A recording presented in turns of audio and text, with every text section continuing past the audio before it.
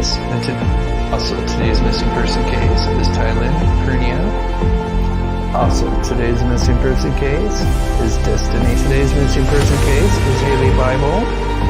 Also, today's missing person case is Isabel Grace. Also, today's missing person case is Alexa Ware.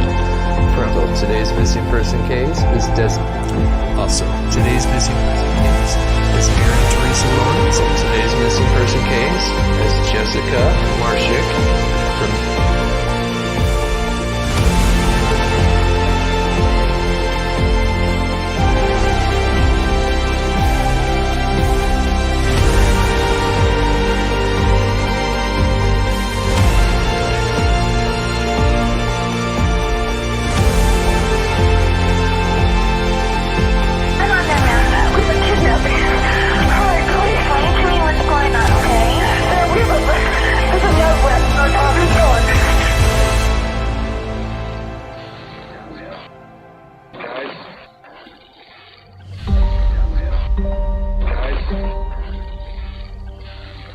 What's up, Mob Crew? I'm Chris, and today's video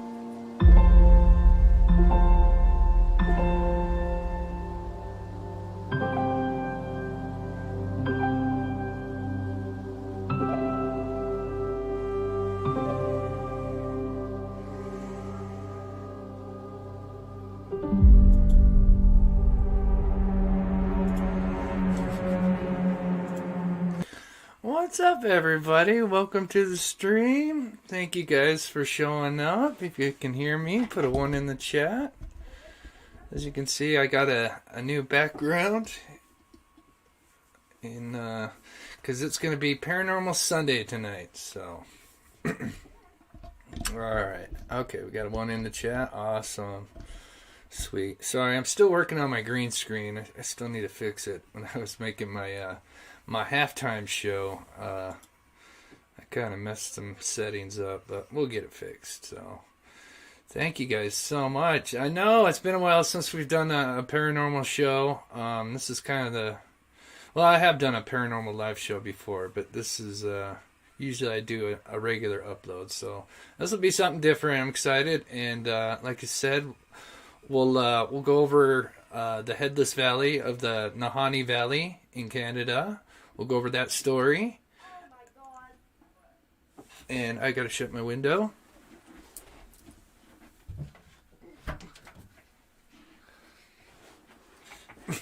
Sorry. Anyway, I got the neighbors out there. So yeah, we're gonna go over the Nahanni Valley. It's got quite the story to it. They actually changed a couple of the valley names to Headless Valley and I think Deadman Valley. So it's pretty eerie. So we'll go over that story. But before, let's get into the missing. So I had a request, another one. So this is Timothy Dees. He went missing at the end of February of this year. He's 25 years old. Blue eyes, blonde hair. And he was last seen in Fredericktown, Missouri. So there's Timothy Dees. This was a special request from a friend or a family member. I can't remember. And here's his poor mother. I mean, could you only imagine? Oh, no problem, Ronnie. Could you imagine being a mother and having to hold a sign like that? I can't imagine just what that would be like to have to hold a sign up with your son on it. So I'm more than happy to help people out. So, and then, let me close that up. So yeah, Fredericktown, Missouri. Anybody's out there? One more time, that's Timothy Dees. So, looks like a bright kid. Oh, she is. Yeah, I bet. I can't imagine. That's terrible. I just got the email about an hour ago, so I don't really know much of the backstory. But once I saw it, I'm like, oh, I gotta cover that. So, and then one more. We've got Joseph Michael Bolduc. Missing since August 26, 2017. And I just joined it. Follow Timothy D. Okay. Thanks, Tom, man. On Reddit, I just joined it. Okay. I will, yeah, like I said, thanks, Tom, so much. Yeah, I just barely heard of that guy, Timothy D's, just like an hour ago. I saw the email. So I really don't know the backstory on that, but I will definitely take a look into that after the show. So this is Joseph Michael Bolduc. As you guys know, I've been in contact with his sister. He's been missing for nearly 5 years now, and was had some kind of run-in with the police. Nothing major, but they took his car, I believe, and then dropped him off in Goodyear, in the town of Goodyear, Arizona, and then he didn't have a phone or anything, and hasn't been seen since. So, oh, I didn't, Anna Marie. I'll pull that up because I don't want to have too many windows up. I might buffer. So I will look at that, and I will be more than happy to show it next time, Anna. I apologize. I did not see that. So I will look into that after the show, and then I'll feature him tomorrow. But thank you, Anna, for sending those in. Sometimes it just got so many different avenues that I have to look into, and then prepare for a show. Sometimes I miss things, so, but I will definitely look into that for you, Anna Marie. So, okay, so let's get thank you, Anna. So let's get into the story of the Nahanni Valley, which is in Canada. It's the Northwest Territory. So I'll just kind of do a shortened version of the story because there's a lot to it. But since, because I kind of wanted to do the story of that, and then for those that want to call in and share their story, and I'll show you, for those that are kind of newer or kind of wondering how I got the name, The Monsters Under the Bed, I'm going to retell my story. And then we'll take phone calls. And I also had somebody sent in a video from their security cam, I guess from their backyard or something, and caught something in the pond, which is really crazy. So I'm excited to show that as well. So I'm just go ahead and read this. So located in Northwest Territories of Canada, with a population about 50,000. And it's mainly a wooded wilderness that is very big. It's considered a very dangerous place for outsiders. And in the middle of the Northwest Territory is a long stretch of wilderness called the Nahanni Valley. In 1976, the Nahanni Valley was made into a national park.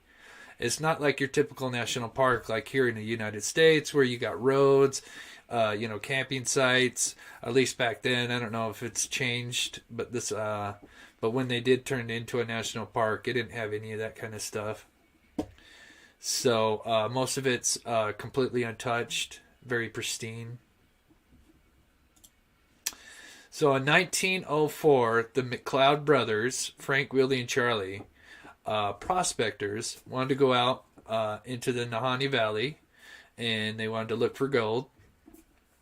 And so during the first attempt, they got into the valley, and they got onto the Flat River and went down a few miles, and set up a camp. And they put out their little sleuths, which catches, it's those things that you put out in the river, and it catches gold and filters through the dirt and stuff. And so they're putting out their sleuths, and ended up striking it rich, or not striking it rich, but striking a lot of gold. And so after a few days, they packed everything up, and they put their stuff in their boat, and they started headed back upstream on the Flathead River, or Flat River. I want to say Flathead for some reason. Flat River.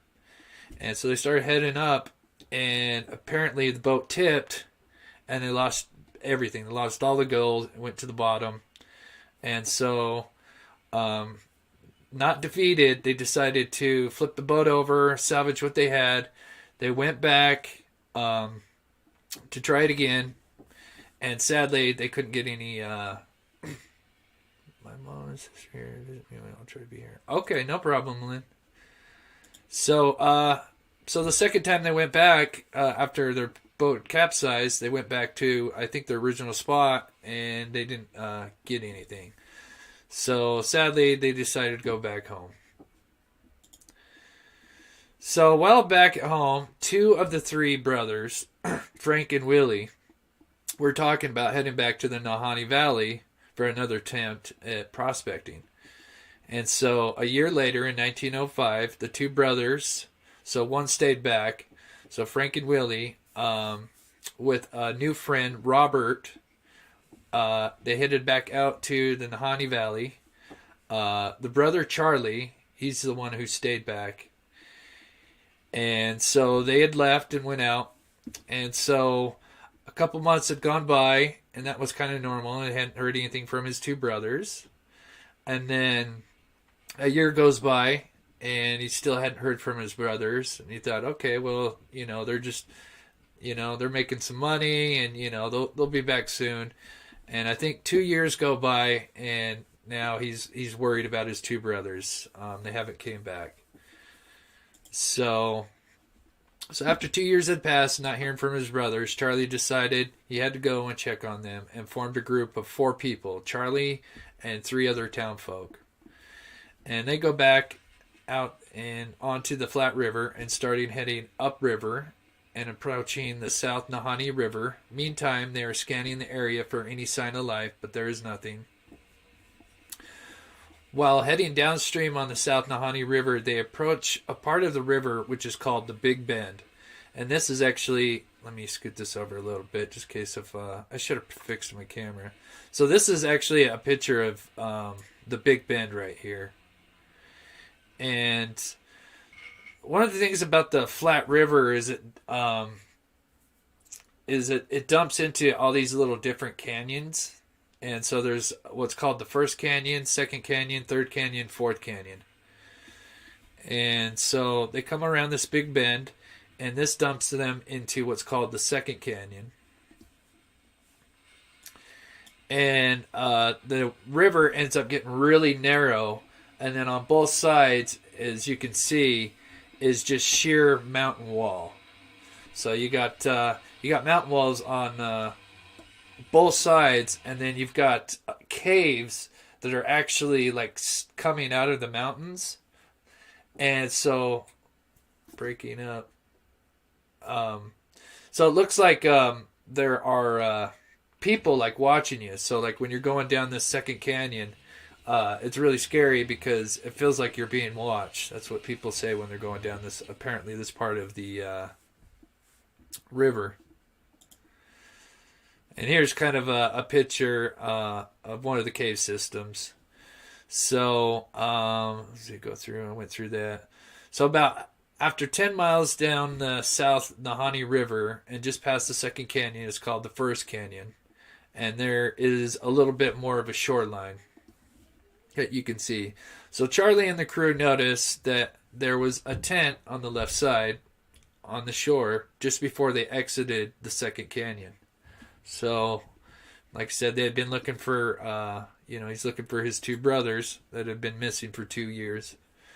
So the search party approached the tent, which was kind of in the woods a little bit, and they immediately noticed that there was a body laying beside the tent, outside the tent. But what was more disturbing is they noticed that the body was missing its head.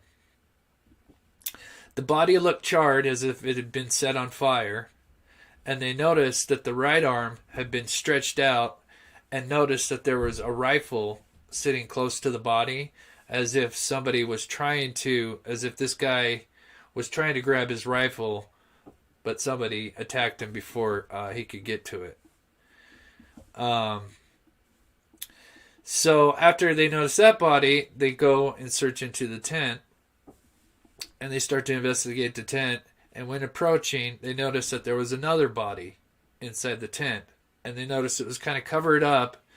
And it looked like somebody had kind of was starting to get up to react to whatever was attacking them. And they noticed right away that this body was missing its head as well. Sadly, Charlie would come across personal items from the bodies, from the two bodies, and they were personal items of his brothers. So I can't talk. So obviously he came across the bodies of his two brothers. So sadly, Charlie had found his two brothers decapitated. One of them had been burnt, but there was no sign of Robert. So this right now it's 1905. No, it'd be 19. So 2 years after 1905. So it'd be 1907. 1907. So this is 1907. Then months later, a different search party it came out and came across some skeletons, a skeleton remains, and they believed that was most likely Robert's remains. And so the search party left and told the mountain police about their findings. And they did an investigation and determined that all three men apparently starved to death, and then animals came and removed their heads. But Charlie didn't believe this from the animal. Believed that this was from the animals, and didn't accept this report, and felt like his two brothers had been murdered. And there was also another theory that Robert, because it was the two brothers, Frank and Willie, and then Robert, who wasn't, was just a friend. There was another theory that maybe the friend killed the two brothers for the gold, and then unfortunately starved to death. So that was a theory. But so the townsfolk started hearing about these, started hearing about the story, and they were kind of divided. Some people believed that this was just, an accident and they starved to death. And then they said, and then the other half thought, this was, they had been murdered.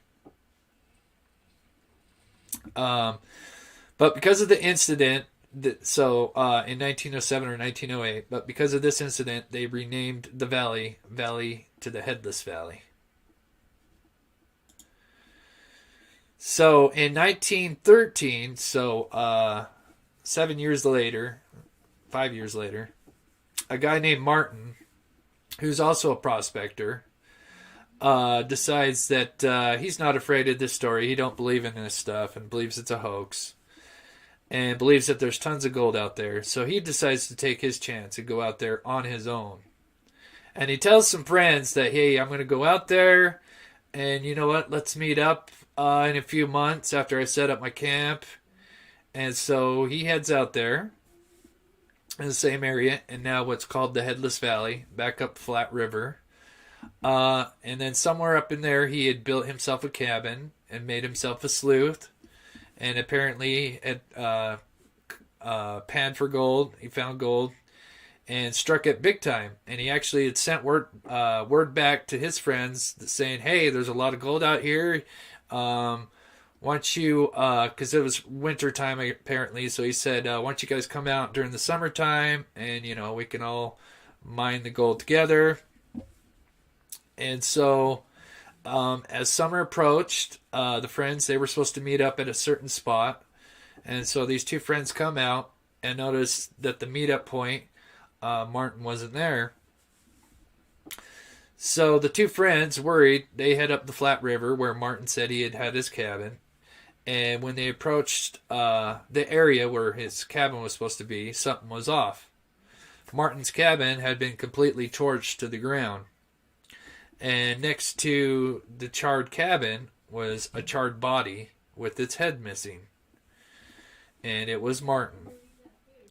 So terrified, the two friends went home and reported it to the police of what they found. The skull was never found, and the gold that Martin supposedly had was never found either. That's another part of the story about the McLeod brothers too, is that all this gold, apparently when they went back out, they never found this gold. So once again, the police would chalk this incident up to an accident, the cabin caught on fire and Martin didn't survive.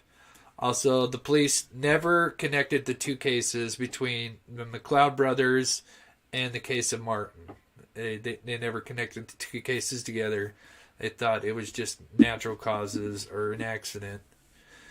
So, fast forward a few years, 1921, John O'Brien and his partner, despite hearing the rumors of a killer on the loose, they wanted to pan for the gold.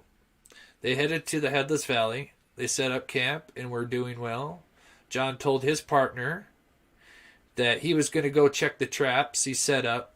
So he set up traps, for, whatever deer, whatever, for food and stuff. And so John told his partner that he was going to check the traps he set up and would be gone for a few days. After a week, the partner got worried and heard about the other prospectors in the area. And so he found these other prospectors and asked, hey, can you help me go find my buddy? Because I haven't seen him.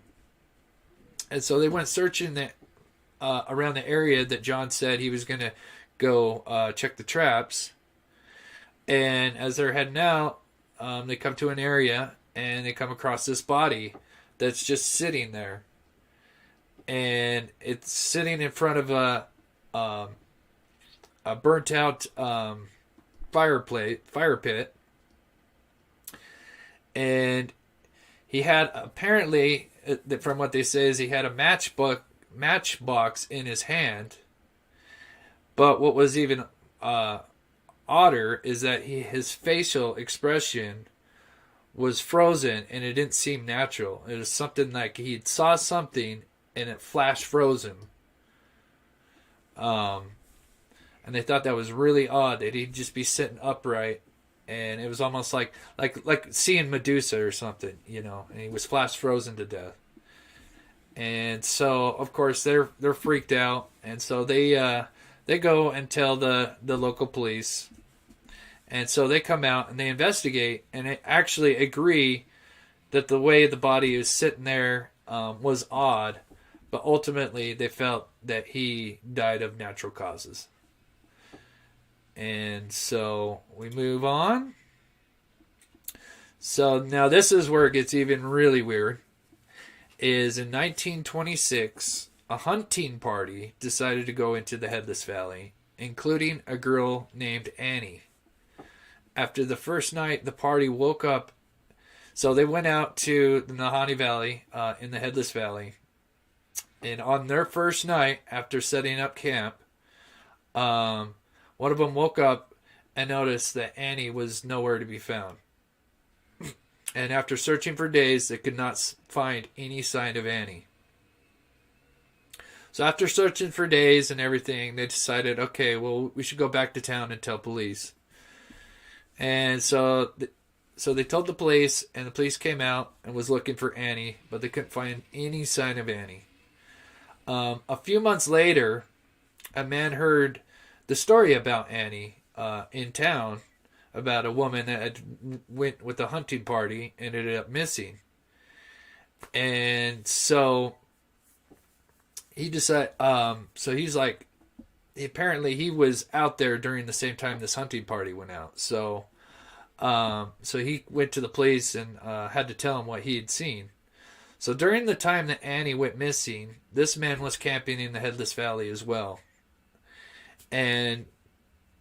But he was not part of the hunting party. He was just, prospecting on himself, by himself in an area nearby. And so, let's skip it forward here. So one of the nights, he said, during the night he was laying in his tent near the river, and he started hearing rocks falling, like rolling, past him. Like these little pebbles just kind of rolling past him, just kept rolling. All these rocks just kind of rolling past his tent and his camp. And so he leaned out his tent, and he kind of looks back. And even though it was dark out, the moon was on one side, so it kind of lit up the side that he was looking towards. And in the woods, he could kind of make out something moving. And it was actually what looked to him as like a naked white woman running on all fours in the woods on the mountainside. And all of a sudden, while he's looking at her, she stopped. And this man said that she looked towards his direction. And he said that there was something off with her eyes, as if she was possessed by something. And so he was too afraid to follow her. And so after telling the police, they showed the man a picture of Annie. And he was pretty sure that was Annie that he had seen running on all fours, apparently, in the mountains. So, and then obviously, since it had been months since they had last seen her, they kind of chalked it up that she was probably most likely died from, exposure.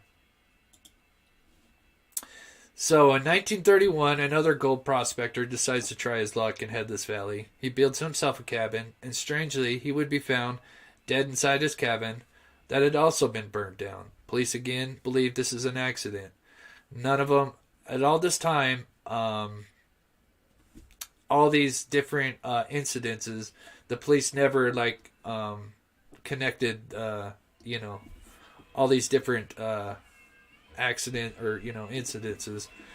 So in 1936, two more gold prospectors, Joseph and William, went missing shortly after going into Headless Valley. When searchers found their cabin, it had burnt to the ground. Their bodies were not inside the cabin and were never found.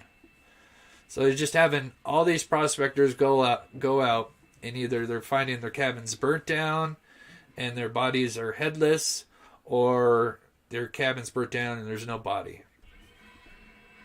And sorry, I'm doing the kind of shortened version of the story because there is a lot to the Headless Valley, the Nahanni Valley. And so I kind of shortened it as much as I could because it would take hours to go through all the stuff. So this is just kind of a shortened version of the Headless Valley. So in 1945, Ernest, another gold prospector, went into the valley.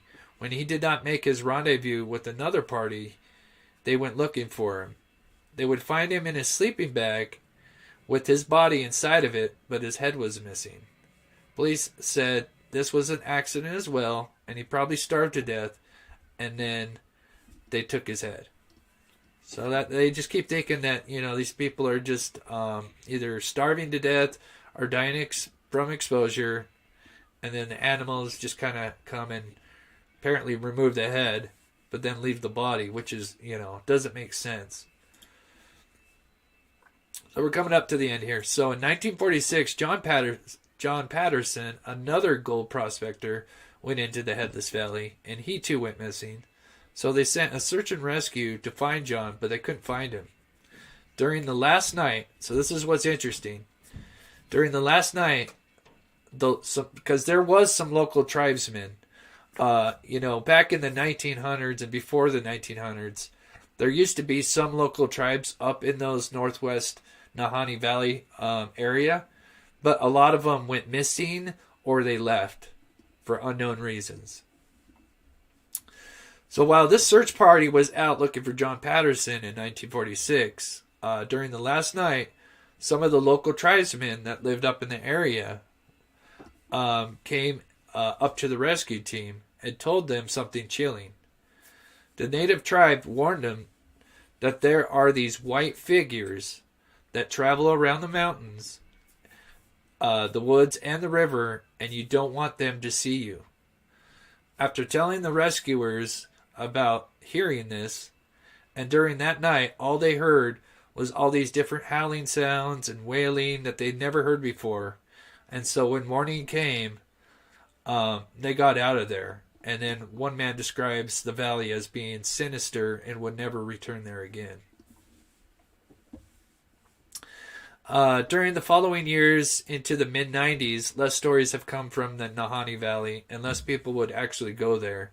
And in recent times, they're apparently closed off big sections of the park, including areas near the Headless Valley. And people believe they've done that to protect the people from whatever evil may be lurking there. So, It's pretty crazy. Let's see. Yep. Those aren't headless people.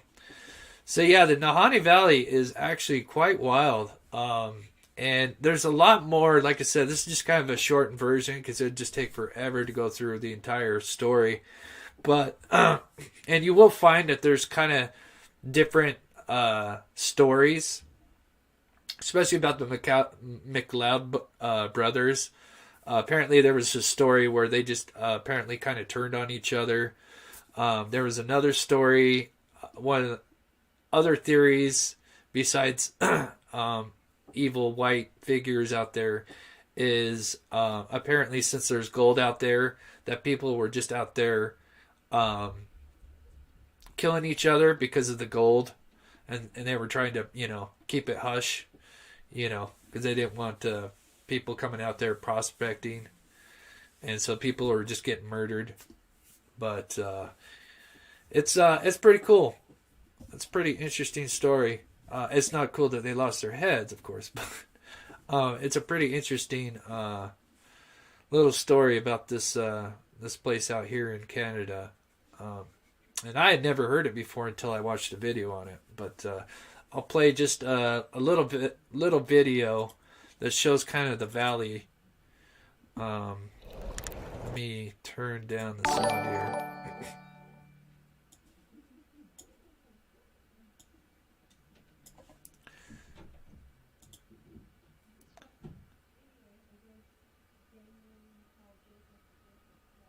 Sorry, I can't play the audio because I'll get copyrighted. It's a beautiful place, but very pristine, very untouched. A lot of places are.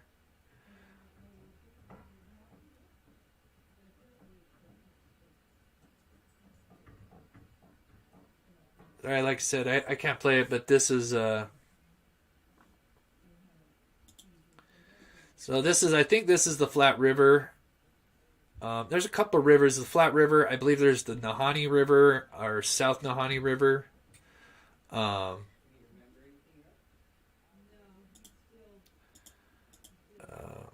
and they kind of start talking, but I mean it's a big area. But I think the creepiest one is where when you go into the one valley, and it's got the sheer faces, and they've got the caves that just are coming right out of the mountains, and it would be really crazy to see that because people feel like that there's something watching you from these caves, and so it's pretty wild. Fortunately, yeah. So they don't show a lot. I wish they would show the little cave system. I think I got a picture of. Okay, so this is what you would see.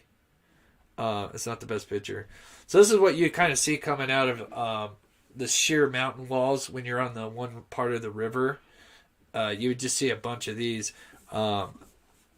I'm from Utah, and we have Lake Powell, and we kind of have some of the similar things in Lake Powell. There's some areas that you just have these sheer cliffs, and you have these just caves that just kind of pop out, and that's really cool.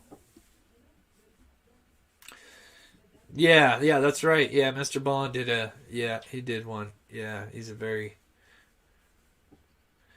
good storyteller. I wish I had his ability to tell stories like he does. So, all right, I'm gonna show. We'll do a call. I'll show the video that was sent in to me. Let's see. Okay, so this was sent in to me by Ricky. I don't know if Ricky's in here right now. White Walkers. Oh yeah. Ooh, White Walkers. Except then they would turn into, puppets or whatever you want to call them. But yeah, White Walkers. I like that. Okay, so this was sent in by Ricky. This is actually pretty crazy. So this is from our security system, and then like I said, we'll have if you guys want to call in, we'll do that in a little bit as well. So this is apparently I don't know if this is our front. I'm assuming this is a backyard. From what the email said, this is a pond. I am not sure what this is, but this is what's the object in question here.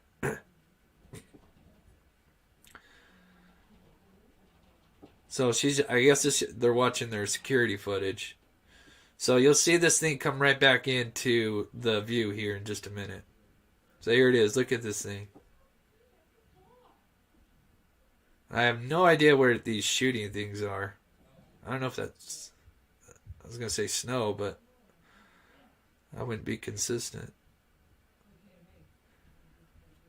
But whatever this thing is just absolutely odd.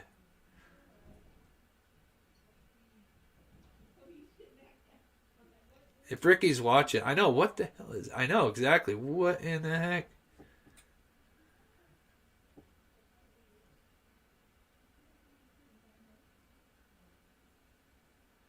So they zoom in on it. So it's almost like it stops and it's kind of just like hanging out there.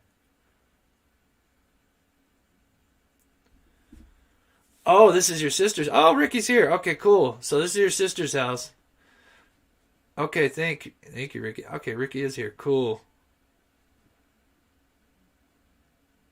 Yeah, I know. What are those right streaks coming in, Ricky? Do you know? That's like, are you in an asteroid field or something? That's crazy. That part, how it takes off, is crazy.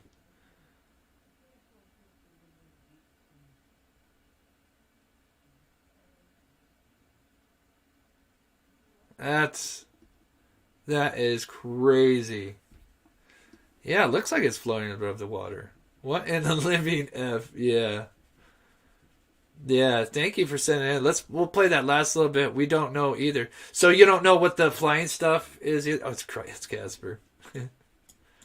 Let me play that last little bit. The way it just takes off is absolutely crazy. Oh, sorry guys. That is creepy.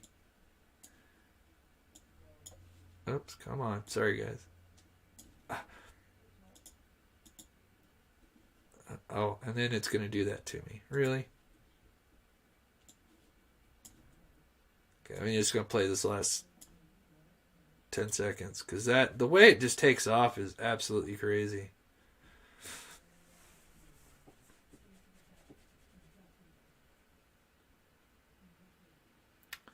Is this in a backyard, Ricky?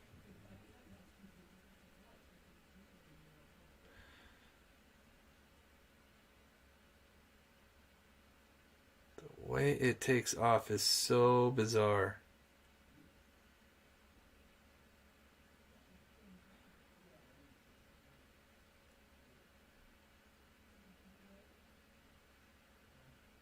There it goes, right? Whoop!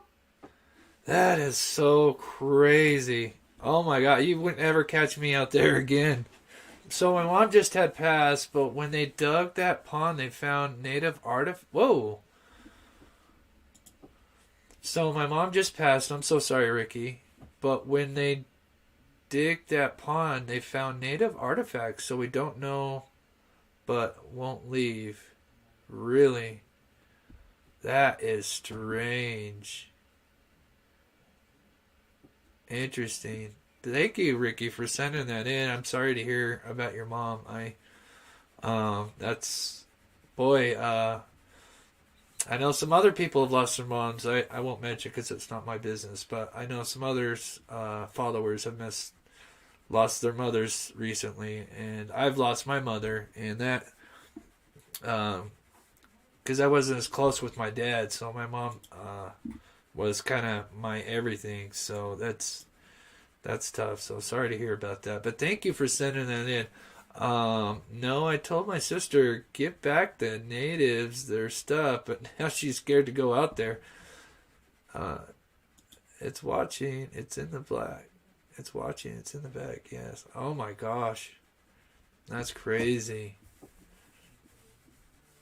Yeah, okay. I didn't want to say anything because it's not my business, but yeah, Anna Marie just lost her mother 2 weeks ago. So um, gosh, that's terrible. I'm so sorry, Anna Marie. And sorry about Ricky. That sucks. So All right, let's get into pets. Let's change the mood for a minute here. Oops. So this was sent in by Christy B. I think Christy B's in here. This is Pablo and Sam. They're all just kind of hanging out. Oh, they're so cute. Just hugging each other, taking their little nap. Looks like another furry friend right here, too. I can't tell. Then this is also Christy B. This is Leo, because I was wondering what his name was. Adorable. Little Leo. Yeah, stupid COVID. Yeah.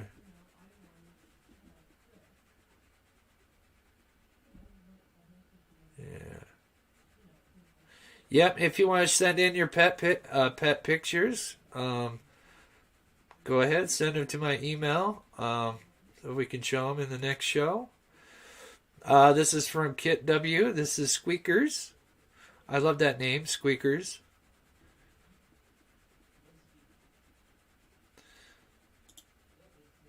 And this is from Painted Gourds. This is Oksana and Green Bean.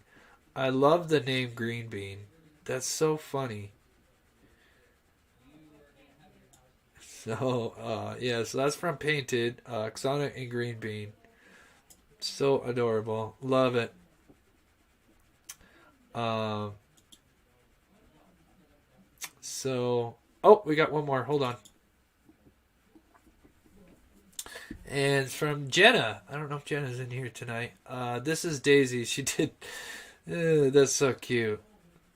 She got Daisy all a nice little background and stuff. So, little Daisy. Oh, that's cute. That's pretty. Thank you, Jenna. Thank you, everybody, for sending those in. That really helps to liven up the show. Oh, yes. Oh, don't forget, Lady M. I am going to show that. Oh, yes. That's a must. So, Lady M was trying to get... how can we send pictures? Just my email. Let me find it in... Pin that. So, Copper's Horse message, which is pinned at the top. My email is at the bottom. It is knowledgeisop10@gmail.com. So you can send your pet pictures in, and I don't do everybody's each. I take like 5 or 6, so that way I don't run out. So, okay. Oops. I gotta play this. I have to play this. I hope it's still up. Wait a minute. Oh, it's your short. How'd I go? Oh, I know. Hold on. There you are. Get back here. 1 second, guys. Go to channel. Open. Copy link address. Is that what I do? Okay, here we go. 1 second, guys. Sorry, close this stupid window. I should have done that. Oh, well, not let me? Let me try it one more time. I should have just saved the video. I don't know why. Okay, here we go. Nope, it won't let me. It won't let me go to your thing. That's a bummer. Alright, well, I'll have to record it. I was going to, and I thought I could just show it by just going to YouTube, but it won't let me. Yeah, Lady M's got an amazing video. So funny. I was just dying. I will show it next time. Alright, so we'll do halftime, and then we'll have people call in, and then I'll share my story of why my channel is called Monsters Under the Bed, and then we'll start taking calls, and you guys can tell me your scary stories. Alright, guys, don't try this stuff at home. These dance moves, I practiced a long time, okay? Alright, I've had a lot of skill, so don't try this at home.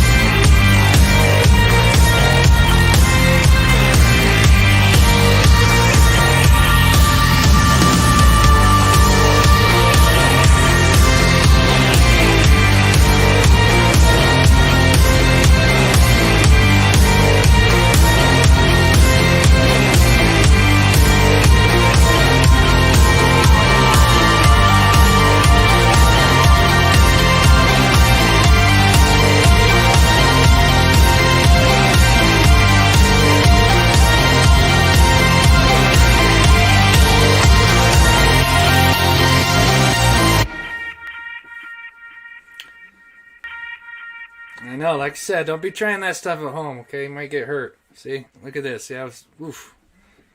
See, that might happen. You don't want to be doing that stuff. So, like I said, I'm skilled at that stuff. Don't try that.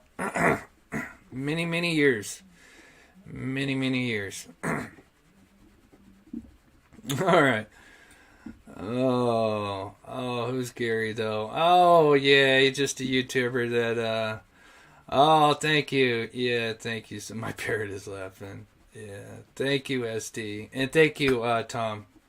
Yeah, like I said, we like to cheer it up a little bit. 'Cause we always talking about bad stuff and everything. So, yeah, thank you. And I'm gonna have a part 2. I'll be doing some more videos like that.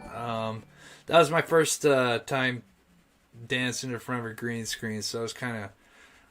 But I thought the Jurassic Park thing worked out pretty well. I want to do something a little more like that again. So get a little more creative. So anyway, all right. Quick, before you guys call in, let me just tell you, for those that are new or just wondering why my channel is called "The Monsters Under Our Bed," and quit canceling this thing out. My studio. Look up.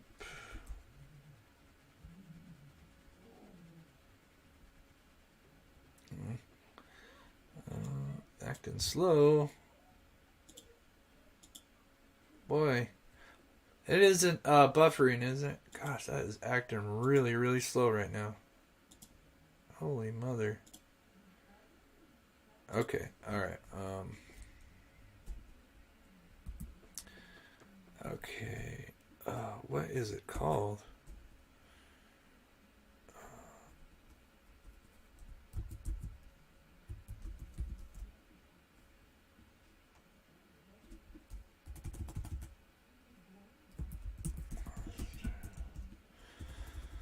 Monsters Under... I can't even remember what my own video is called. Oh my gosh. I might have to go scroll through it real quick. Okay, hold on. Or I'm just going to have to tell it. I was hoping to show the video of it.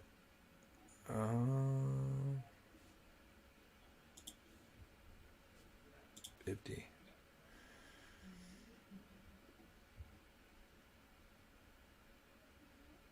Okay, we're coming up on it.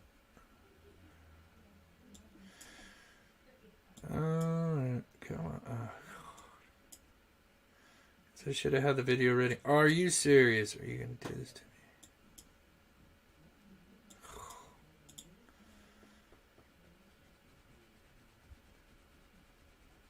me? Okay. Where is that? That's right.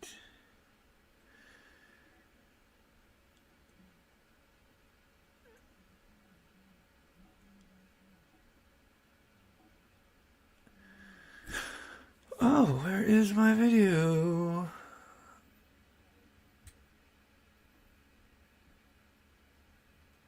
Did I put it in members only?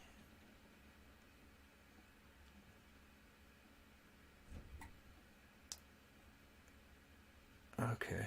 Well, that's a bummer. I can't find it. Okay, anyway. So, a quick... That's so weird. I don't know why I can't find it. I cannot find my own video. Anyway, so the reason why I call it The Monsters Under the Bed is the earliest memory I have is when, and while I'm telling the story, I'm going to put the phone number up so you guys can start calling in. So, the earliest memory I have is when I was living with my parents in a townhome. My father was at work. And so I was about 3.5, so I was pretty young.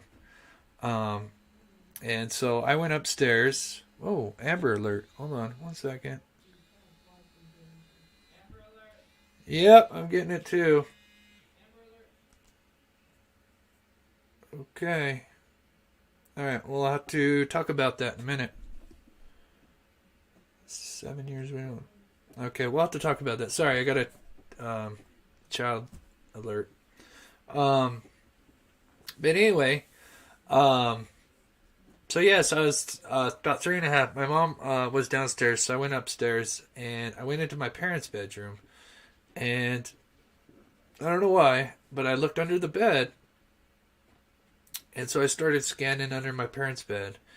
And they had like a couple of shoe boxes and just a few boxes under the bed. And so I'm kind of scanning, and past the boxes, I see a shadow figure that looks like it's waving at me, and it looks like just like a human body almost, except it was wearing a hat, like a top hat, and it's like waving.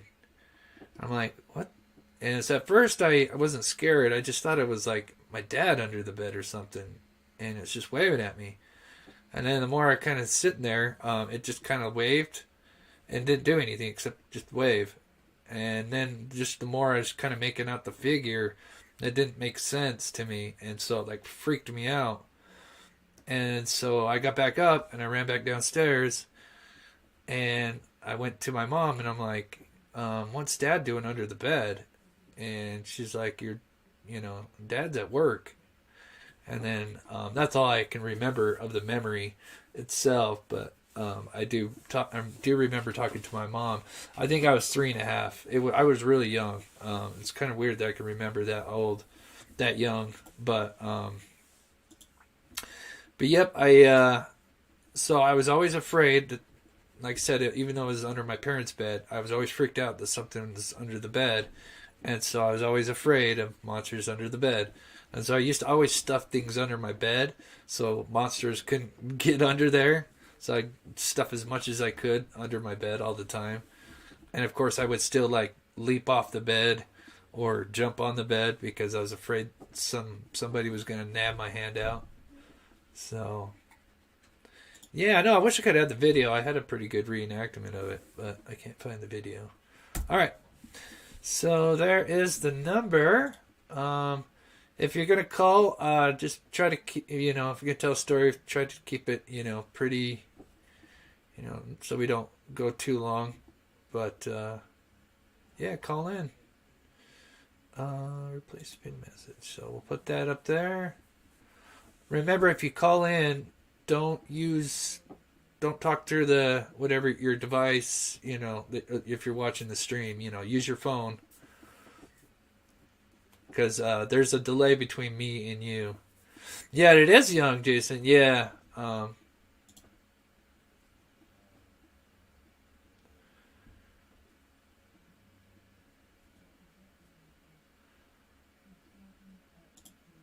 Oh, working in South Texas. Right on, Tom, man. Yeah, and then just for those that caught the video yesterday, we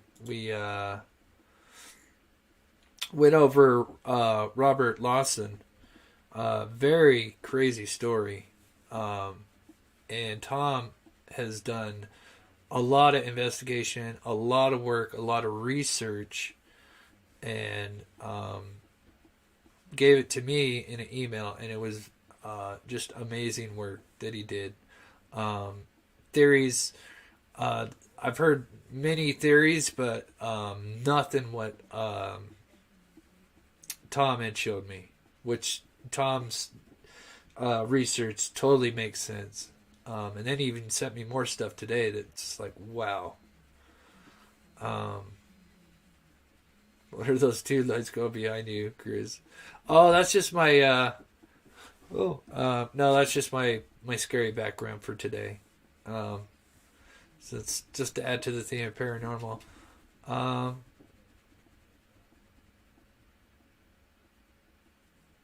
Yeah, is anybody gonna call in? I'm not hearing the ringing. If you're gonna call in, put like a one in the chat if you are gonna call in. I thought there was somebody in here that said they were gonna call in. If not, while we're waiting, let's play this video one more time because that is a crazy video. Oh, just in time. Okay, I'm gonna answer it. Here we go. Call from Rosewood. Rosewood, awesome. To accept, press 1. I got Rosewood on the line. Hello. Hello, how are you? Good. How are you? Pretty good. Oh, So my story, it happened about 8 years ago. okay. This was on in the East Bay of San Francisco. So we were living in a town called Emeryville, which is right next to Oakland. Me and my best friend, we rented a place together, and it was like this really cool 1905, 1904 house. And rounded like ceilings, just super old, but it's really beautiful. And the owner, she like fixed it up over time. When we moved in, she just said, "Oh, you can't use the fireplace," and we're like, "Oh, okay, fine, Okay. that's whatever." Yeah. And so multiple times we would be like in separate part of the houses and say like I'm at the sink and I'm like washing dishes. I would see something fly past me, Ooh. like the back of me, the corner. And I was like, hey, Charlotte, did you see something? She's like, no, did you just pass me? And I'm like, no. Okay, that's weird. Yeah. And so this keeps happening like all over this house. And um, this girl comes over and she's like, oh, you have like these children's spirits like running around the house. And I was like,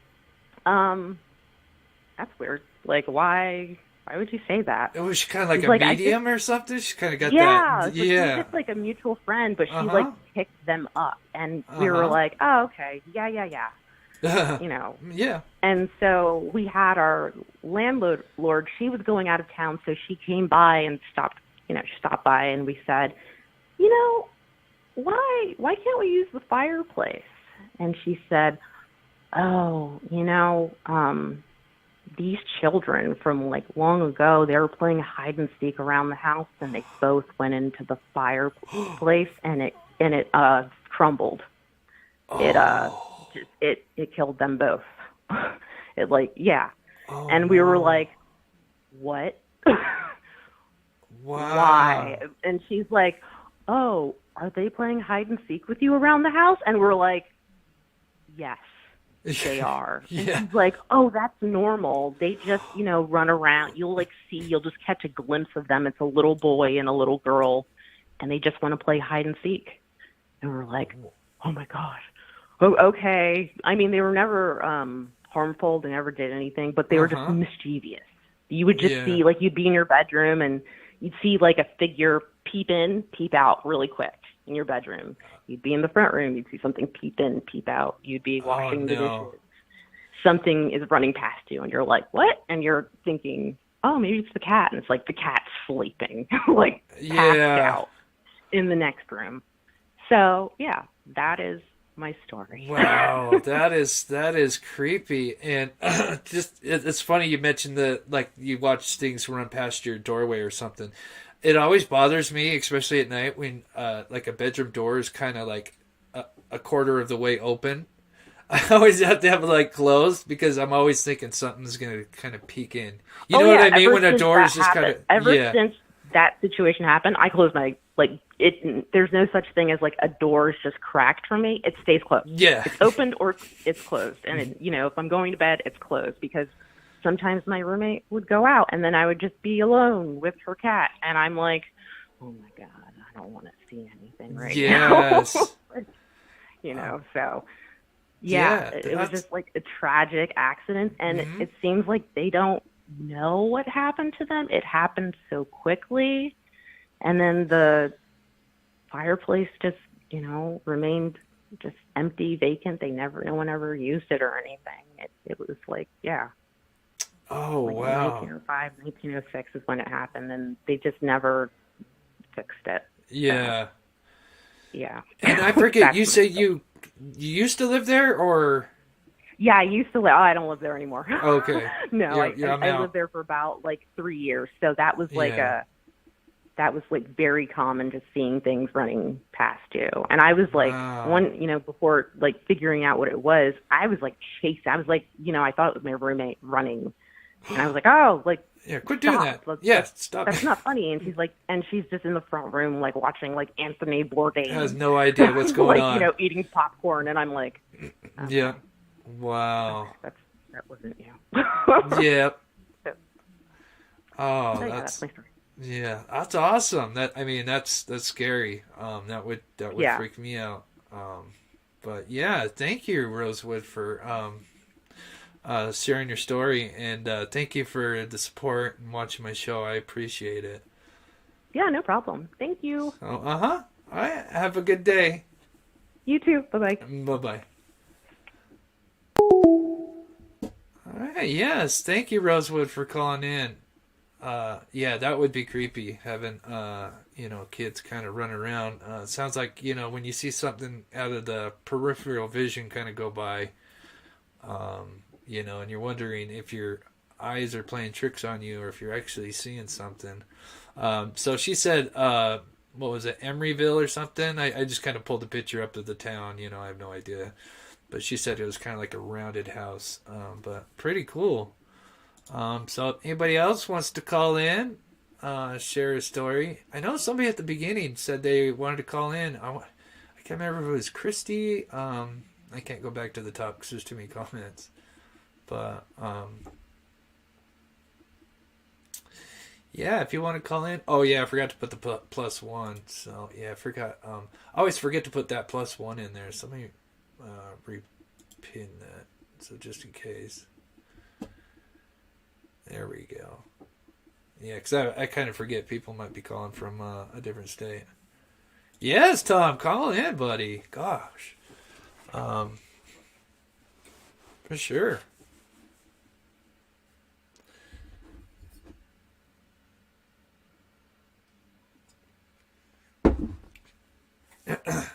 Takes a minute because we're about like a 10-second delay, so sounds like Tom will be calling in. Make sure everything all set up. Sometimes my Google Voice acts weird. But yeah, just call that number at the top, Tom. 1-435-612-0277. I'm trying to look for I'm going to grab my soda real quick.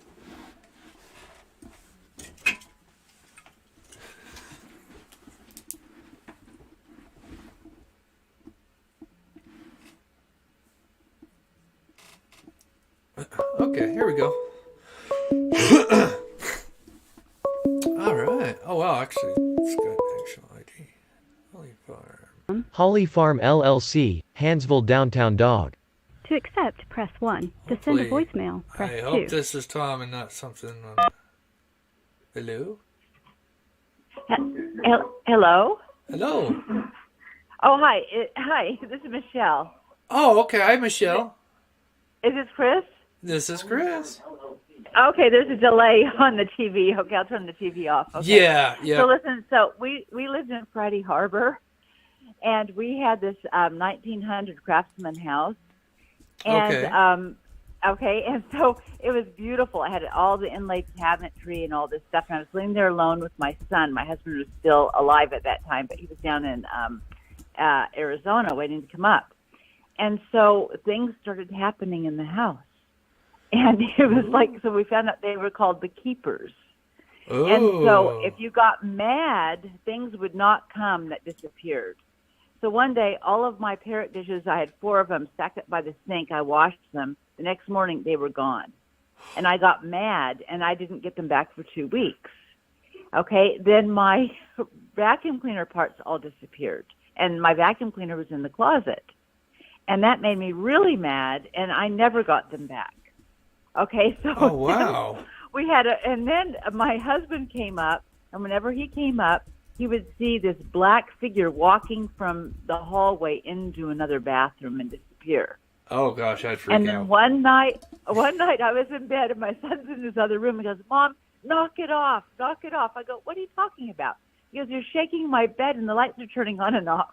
And I wasn't even in there. Okay, Then in the room that I was in, I was hearing noises all the time, big parties. So I had to sleep with the fan. It was so noisy I couldn't sleep. Uh-huh. So finally, it was later on, we had our restaurant, and some old ladies came in to eat, and I was telling them, they go, "Oh, you live in that house?" I go, "Yes." Uh-oh. They go, "Well, we used to have wild parties in the room you're talking about." And what happened, we had a priest come in and say mass in the house to try to let the ghosts go. Oh, Because it was getting so bad. I was getting so bad. I was so angry with them. I wasn't afraid of them. I was mad at them because they kept stealing everything. right. And then, but it got to a point where it was just like I couldn't handle it anymore, okay? Yeah. And so these old women came in and they go, okay, so we had the mass. And that night I went to bed and I heard this beautiful, beautiful broad-toned voice singing Ave Maria with footsteps and the door creaking open and church bells ringing and the door closing and silence. Ooh. And it was the saddest thing I've ever heard because now they were all gone. But the priest said they won't be gone forever. So anyway, in our restaurant the next day, I told these little old ladies that came in to lunch, and she goes, "Oh, dear, we used to have wild parties in that house in the 30s. She goes, "That was my brother. He died a couple of years ago. I'm glad to know he's at peace now." Oh, no. I know.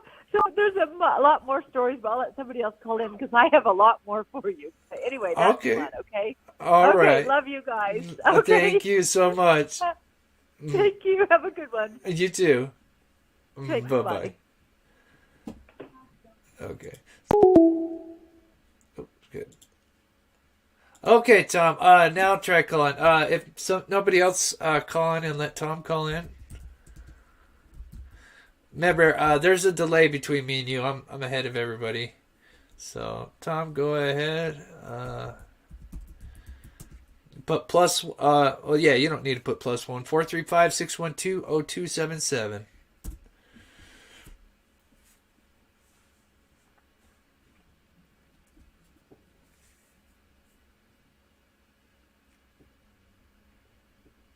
We're gonna let and if for some reason it don't go through, I believe you sent me your number. I'll call you if by chance it should work. There, we're just waiting for Tom to call in here. There's a delay, so there we go. Yep, that's him. Call from Tommy. There he is. Hey, Tom. Hey, Chris. How you doing, sir? Good, buddy. How are you? Good. So I had this story. Whenever I was a kid in high school, I was dating a girl my junior year. Okay. And I'm over at her house, and I stay over at her house. Her mom wants me to sleep on the couch, obviously. Yeah. Let me sleep in her. Yeah. So I'm sleeping on the couch, and I'm faced towards the back of the couch. And I feel something push one hand on my right hip and one hand on my right shoulder and just pushed me down into the couch. And I thought somebody was just messing with me. So I started to turn my head just real slow, turn around. And as soon as I could get turned around, I look and there's nothing there. Oh my hell. And the pressure just let go of me. It was weird. I mean, I didn't believe in anything of that sort, until then. But yeah. It was pretty weird. Wow.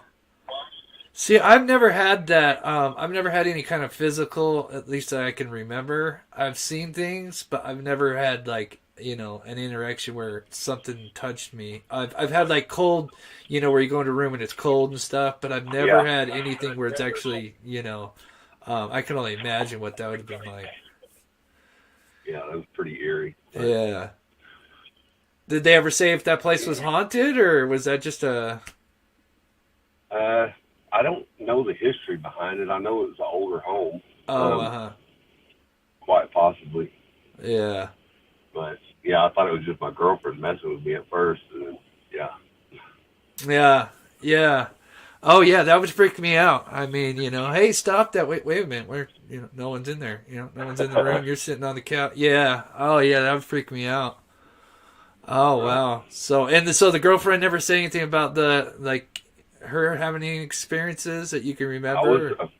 I was young. I was afraid to tell her. I didn't want her to think I was. Yeah. I didn't want to think I was a weirdo or something. Yeah. So just kind of left it alone. Yeah. Right on. And then just to touch base on the Brandon Lawson, amazing work, buddy, and thank you for all the donations, man. I appreciate it. Yeah, I found another wild thing today. I don't know if there's a way to look up information on someone's YouTube name, but there was a guy that replied on Moore's Monet. Yeah, I saw that page. And his name was Cartel with a K, and I thought it was really weird, but I screenshot it, sent that to you. Yes, yeah. Whatever you sent me a couple hours ago, yeah, I saw that and I read that message, and I was like, wow.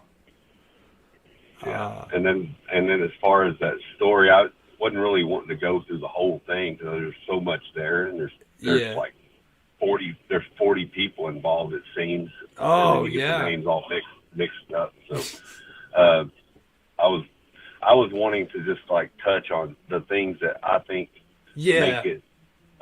make it more believable that it was related to the Vernon Lawson case. It was my main thinking.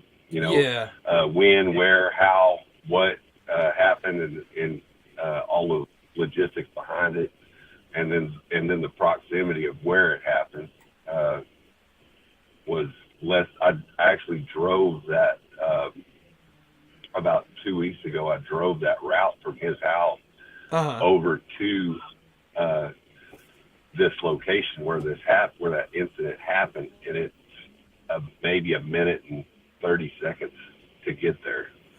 So it was pretty close proximity.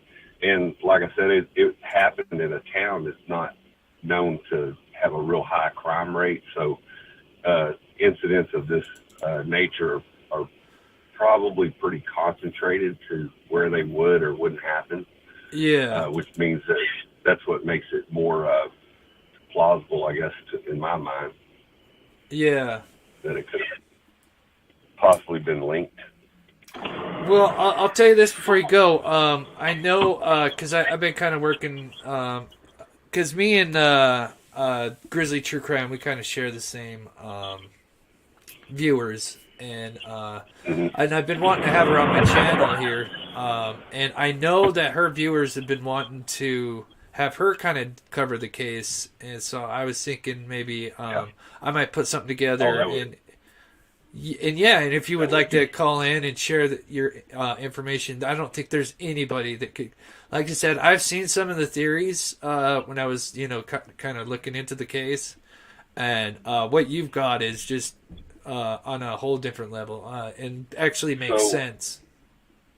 What put me onto that train of thought, that train of theory thinking, is someone had posted on Reddit about the gangland shooting, and then I got to looking into it, and I found the 15-person drug bust 5 months before he came up missing. There was a 22-month investigation total that started in October of 2011, and it ran all the way up until that March 2013. And whenever they busted these 15 people, all those 15 people were within 1 mile or less than a mile of where Brandon lived. Wow. I don't know that he was actually the one, but there's too many things that a lot of connections. Yeah, there's too many connections that were coming together with that incident and the other that made it more plausible. Yeah. And then some of the names matched up with some of the others. Actually sent in the email that I had sent you, there was Brandon Lawson's entire background, history, phone numbers, everything in one of the PDF files. Oh, okay. And it has his charges that he had in his past, right, all that breakdown. Okay. And some of the things that are being said as far as theories of him having a warrant. There may have been a warrant, but it wasn't for what they said it was. Yeah. Another incident. So in August of 2012, he lived in Fort Worth, and he left Fort Worth and moved to San Angelo that exact same month during the middle of this investigation that had been going on at that time for about 14 months. And then 7 months later, the thing comes to a head, and they busted 15 people. So, and then Wow. 5 months later, Then him. he gets back into it, and I guess maybe somebody said, "Hey, that's the guy," or Yeah. something. And they made a connection, and I don't know. I could be way off, but I haven't heard anyone dig as far as I've dug into this thing. So Yeah. Amazing work, buddy. And like I said, I'll get with you, maybe middle of the week or something, and once I kind of can dig through it and kind of, put it together. because it's just a big puzzle in an email. So Yeah, you're good. I could kind of show you, or I guess point out the different things that I'm seeing. Okay. And the only reason why I thought possibly, so whenever the brother arrives at the scene, he's shows up at the same time as the cop, and it just seems to me he says that he's on the phone with his brother at the same time that he shows up to the cop, which means that he could have possibly been distracted so much by this police, or he could have possibly been high himself. I mean, he did have his girlfriend drive, because there's a part where they say Brandon was telling his girlfriend, Audrey, "Hurry up, Audrey." And that means she was the one driving, more than likely. Yeah, right. So, I mean, there's a lot of things that... Yeah. Anyways, but I appreciate you taking my call, and Yeah, I appreciate you, buddy, for love all all your content, love your videos, I love the vibe. All the people that follow you are awesome. So Yeah, thank you. Yeah, thanks, Tom. Yeah, we do. We got a great following. So, thanks, buddy, and I'll get a hold of you soon about this, like I said, and we'll put something together. awesome. Thank you, sir. Yep, thank you. Have a good night, buddy. You too. Bye. Bye. So yeah, that was Tom. If you guys didn't see the video live that I did yesterday, we went over the Brandon Lawson story, which is just an absolutely crazy story. The 911 call that came from him is very infamous. It's very odd, and but he'd been missing since 2013. He had called 911, and then they hadn't found him since. His truck was pulled over on the side of a highway, and in the 911 call, he's saying he's being chased, and he caught up to one of them, and you can kind of hear gunshots, and just there's all sorts of stuff to the 911 call. Anyway, they never found his body until this year in February. Even though they've searched the area that he was in, another search party went out in February and happened to come across some of the clothing he was wearing that day of August 8th, and then also came across remains. And so they've done a DNA test.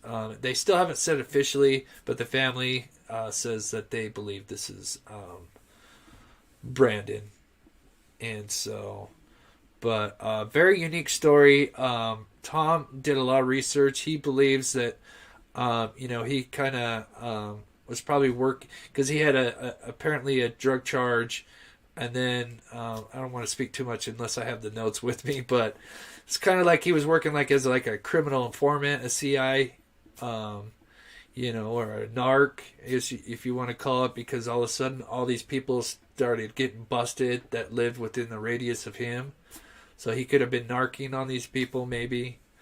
And so maybe word got out to the cartel or whoever, and then eventually they caught up to him, and this is what happened. But there's a lot more to it, and I would need the notes in front of me to do it, to really talk about it, because I might. So, but anyway, back to paranormal. If anybody else wants to call in, we'll probably go live for maybe another 15 minutes. So if anybody wants to call in, share another story. I'm going to play that video while we're waiting, if anybody else wants to call in. Oops, that's not the one. That video is so crazy.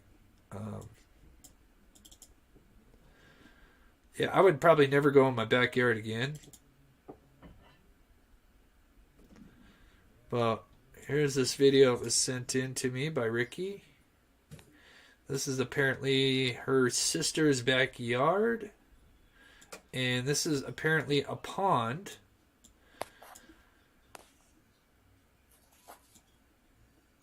And this is the thing in question, is you got this little floating object that's just kind of hovering over the pond. It goes out of screen and will reemerge here in a minute. Right here. Now, from what Ricky says, is apparently they found artifacts that were apparently either buried in this pond or something.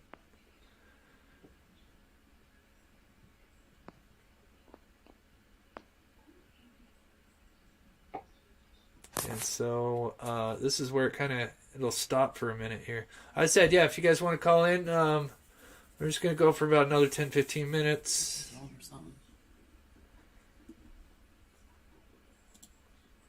Oh, no. They love you, Tom, man. Yeah, and they really appreciate your work, too. Like I said, we're going to do another deep dive into that, and now that I've got all the information and stuff, we're definitely going to do a deep dive into that. All right, we got another caller. All right, we'll probably do one or two more, and then probably call it a night.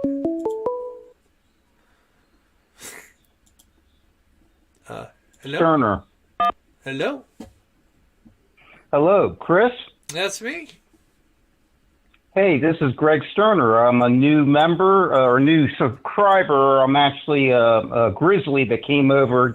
Gisela got me to come over to your channel. That's awesome. I love your channel. And I love the idea of you and her getting together with that case. Excellent. That case is a really super deep dive. Both of you could really do a great job of it. Yeah. That video that you're showing, that is definitely weird. Now, those little lines going past could be bugs, and the video just not picking it up well, but the actual image, who knows what that is? That's pretty crazy. It is. Yeah, very. My story, this was a while ago, like maybe late 80s, early 90s, when I was still married. We went up to some friend's place in Virginia. It was over the holiday Christmas, and we went to like a party where we were in a small community, Harrisonburg, Virginia, actually, and very rural and that kind of a stuff. And we went to their parents' house that lived in a very old house, and it was a large group of people there. I only knew my ex and the friends that I knew, a couple people. I didn't know a lot of them. There were probably a good 25 people there. So, and through the night, I saw a few people and all, and my ex came over and said, "Did you see that old fella standing in the hallway?" And I said, "What?" "I think I did." He was like in a kind of like a gray suit, and he wouldn't come out from the hallway. He kind of stayed in the darkness. And then he walked away. And she said, yeah, he kind of gave me a bad vibe, my ex said. Well, we come to find out that the people that lived there said, oh, you saw our little spirit that we have here, a little ghost, because that house used to be a field hospital in the Civil War. And they say they see people all the time in Civil War outfits, walking around and stuff like that. And that was one. I didn't even know I thought he was just a guest from the party. He looked totally normal to me. Like he was just a person in the darkness standing there, but didn't want to join the group. I just figured I just didn't know him, some family member or something like that. But my ex, she was more in tune to that kind of a stuff, and she just got some bad vibes from him, or that he wasn't normal, And then they told us the story, where he was someone that they had seen before. He was a Confederate. He had like a Confederate outfit on. Yeah, pretty freaky stuff. That was my really only experience with that, and I want to share it with you guys. Yeah. That's crazy. Yeah, there's a lot of stories out there about hearing about like people dressed in Confederate outfits. God, there's actually a video. That's funny you mentioned, not funny, but it's interesting you mentioned that because, and I wish I could find it, but it'd take me a while. But there's a video on YouTube where it looks like a guy just kind of comes out in a Confederate outfit or something like that. And I think I might have seen that where someone was driving through like an area that was known, and the guy just appears and walks around and disappears. I think I might have seen that one. That was like, woo. Yeah. And that's the same way. That guy looked like he was just a guy walking along, and then he just disappeared. Yes. Yep. I think we're talking the same. Yeah, and I think you even could see, I think he even had the gun with him or something, the old rifle. Yeah, if I remember correctly. Everything, yeah. Oh, that's crazy. Supposedly, other people that I know that were much, like I say, I kind of believe it, but I don't see those things necessarily. I'm not in tune to it. But a lot of these people that I know, when they're in these places like, Civil War battlefields, Gettysburg, places like that. I'm originally from Pennsylvania, living in North Carolina now. But yeah, you go up to those places and they start feeling things and seeing things. I may not see it, but they do. And I think they're just tuning into those spirits that may still be there, on the battlefield. Yeah. Yeah. I'll share this with you and the live show. So I went to Alcatraz because they do tours and stuff there, and that was really cool.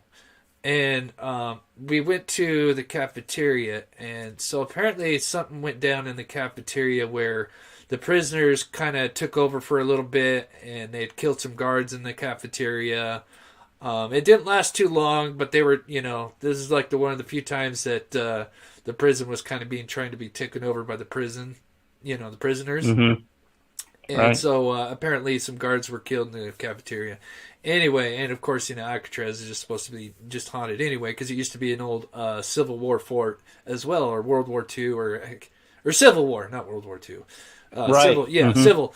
Anyway, but yeah, so I remember doing the tour, and I remember as the tour guide was talking about the story, we were just about to enter into the cafeteria, and I swear, the second you enter into the cafeteria, you can literally feel the air get like thick, like there's something, like you could feel it, like you could feel like the hostility. As the guy was explaining, I've never felt that like really ever since, or before, and it was just it was crazy. So, but but I believe that there's people. Then I think people do have a deeper sense of the supernatural, I guess you'd say. More attuned to it in some way, sure. And I respect that, and I let them tell me what's going on. Should we start running now or what? Yeah. So It's good talking with you. I just wanted to share that with you, and you're doing a great job. And thank you. Keep doing it. I'll keep watching. All right, I appreciate it. Thank you so much. You take care. You too, buddy. Good night. You too. All right, guys, I'm gonna close it down because I think it's. I think what it is also is I need to get more RAM on my laptop, because I think what happens is I start having too many things going with my laptop, and it then it starts to buffer because I got too many windows open. But I know part of it is Comcast, just because Comcast their upload speeds are atrocious. Even when you've got the higher tier, the upload speeds are just terrible. So anyway, yeah, I think so too. The thick areas of presence of Nate. That's what I felt. Yep, Raven. That's exactly. So, yeah, that's what I felt when I was in Alcatraz going into that cafeteria. That's something I'll never forget that. It was crazy. Yeah, Devil's Island by the natives. Oh yeah. Yeah, it's crazy. So yeah, I think we're gonna end it there, guys. It's getting late. And I thank you guys, everybody, for calling in and stuff. Ricky, that's an amazing video you sent in. Thank you so much. And yep, we'll get a hold of Grizzly. I'm sure she would love to, collab with us on that Brandon Lawson story. Oh my gosh, that would be a big video. So I'll have to get a hold of her with that. So. All right, Tom, thanks again, buddy, for the donations. Everybody else, subscribers, memberships, everything. I appreciate it. I hope you guys had a great weekend, and we will see you guys tomorrow. Oh, I got the wrong window open. Yep, hit the like button on the way out if you can. I appreciate you. I can't even close my own video. All right, guys. I love you. Thank you guys so much for tuning in.